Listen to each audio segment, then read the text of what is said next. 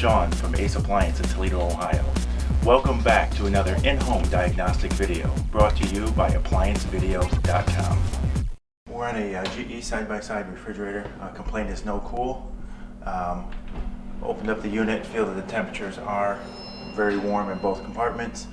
We're going to pull it out, get to the compressor, see if we have power going to the compressor, and go from there.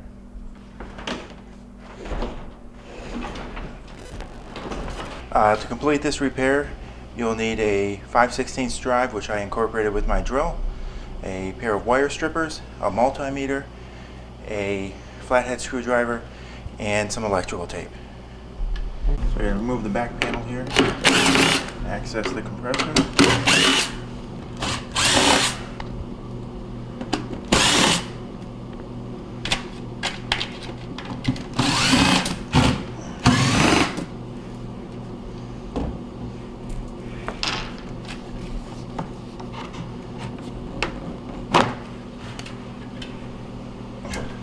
Okay, when removing the back panel, I heard the compressor clicking, so I know it's getting power. It's clicking on the overload. So what we're going to do is access the wiring for the compressor, get to the terminals of the compressor, and we want to ohm out the compressor.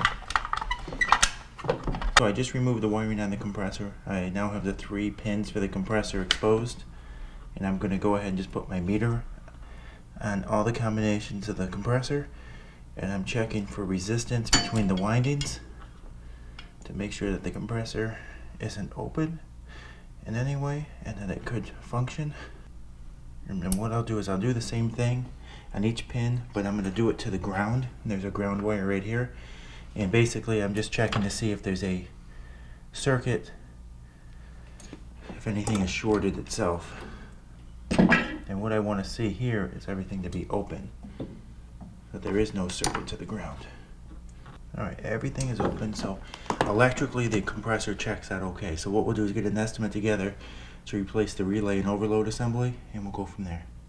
Okay, so we're going to go ahead and hook up our wires. On this model replacement part, we have 2 stripped wires here. That's what we're going to wire nut together with the say the power wires going to the original part. So here's our bad relay, which we can shake and it's all fried inside. And then there's our overload. Those are now garbage. Set those to the side. We have our 2 power wires here that we're going to strip back. And I'm just going to connect. They don't matter. They don't make a difference which one goes where. All it's doing is completing a circuit.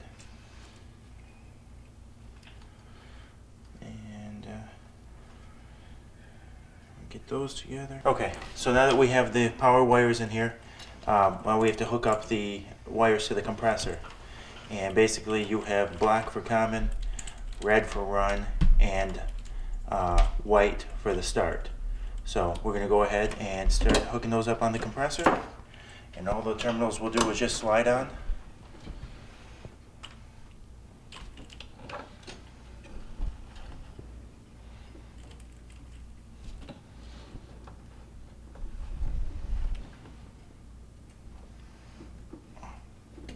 Alright, so right now it's all wired up. What I'm going to do is turn on my meter and check for amp draw. And I want to put it on around the common wire only right here.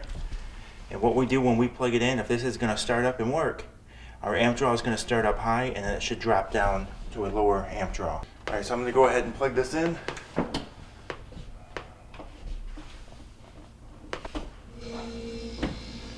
So we started off at 11, almost 12 amps. And you see it's coming down right now.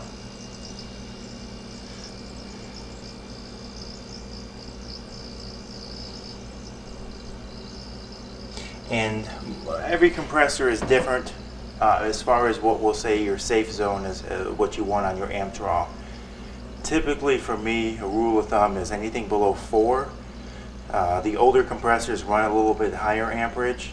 They're just not as energy efficient. This having a couple of years on it, is going to be a little bit higher than if it was a brand new refrigerator. It would have a much lower amp draw while it's running. We'll leave the meter on here just for a couple of minutes. Make sure that we don't start to spike and climb up. It may go up a little bit and that's fine, but we don't want it to start climbing up. It's at 2.16 or so. If it gets, closer to 4, then we may have a problem. But right now everything looks good, so we'll just keep an eye on it for a few minutes. As we can see here, the amp draw is pretty close to where we left it, so we'll go ahead, remove the multimeter, and then I'm going to put tape on my wire nuts, secure all my wiring, and place the device inside the panel here. So we'll just remove this.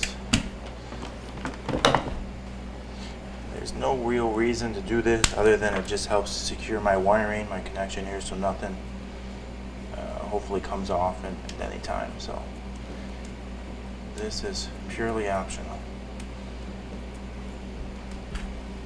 Alright, so now that we have that there, the device came with basically a twisty tie that I'm going to use to secure my wiring. So I'm just going to gather my wiring up, take my device, put it where I want it to be at, and then so my wiring doesn't come in contact with my condenser fan motor, I'm just going to go ahead and secure it and then tuck it down. So I'm just going to wrap it up like this,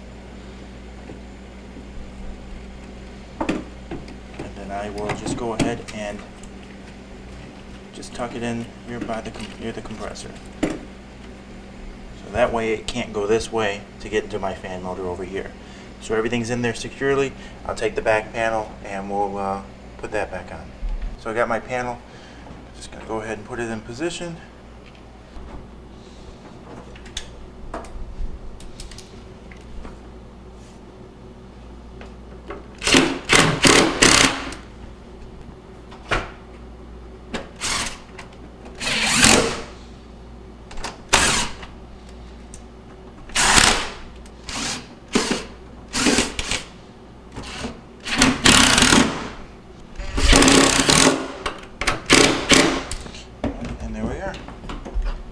Thank you for watching another quality in-home diagnostic video brought to you by ApplianceVideo.com.